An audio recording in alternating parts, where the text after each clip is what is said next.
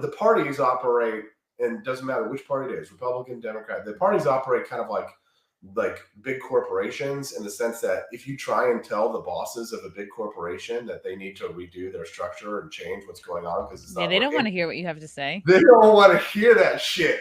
They want to keep it exactly the way it is. Because I tried to shake things up in the Libertarian Party in 2016. I tried to say, hey, yo, we got to change what we're doing here, or we're not going to win. If we do the same old shit, people are not going to buy it. And you know what? They didn't buy it, but they didn't want to be told. The Libertarian Party did not want to be told by some young 35-year-old punk kid, that we got to change shit up and we got to shake things up. They don't want to hear that. They wanted to be like, no, we want to keep things exactly the same so that the donations will continue to go into my pockets and I can, siphon off that sweet, sweet cash. So that sweet, sweet cash.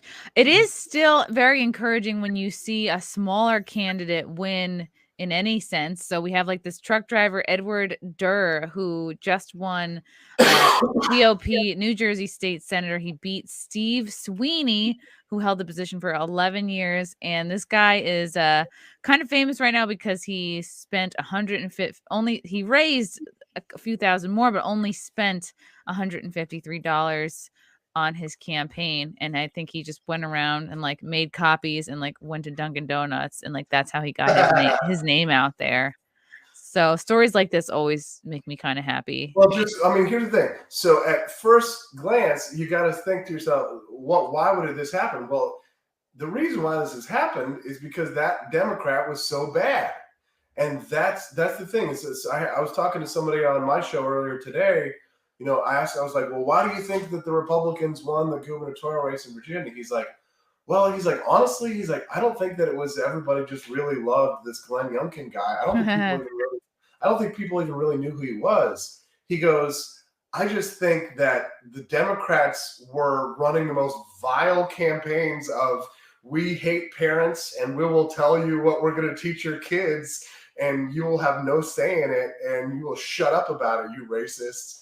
And that's why they lost. So it wasn't that the Republicans won so much as it was the Democrats that lost, And even still on mainstream media today, the CNNs, the NBC, the MSNBC, as they recap, they go, oh, I guess Democrats had the mood wrong, or they're like doubling down on denying the fact that CRT is being taught in schools yet. Right. They said the CRT is not real.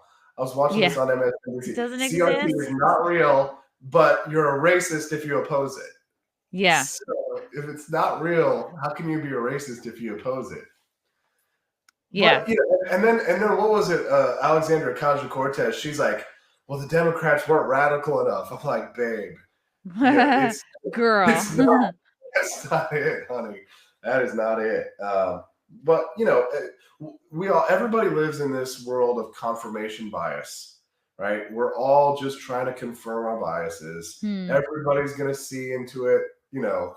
Everybody on Twitter last night was just like, this proves exactly what I said. Left, right, libertarian, it didn't matter who you were. Everybody's biases were confirmed by what happened in Virginia, right? It was white supremacy. Okay, well, it's like, the problem is that like when you kind of look at this from outside the box, you just kind of like, nothing's changed. Yes, something has changed, but has anyone's mind been changed?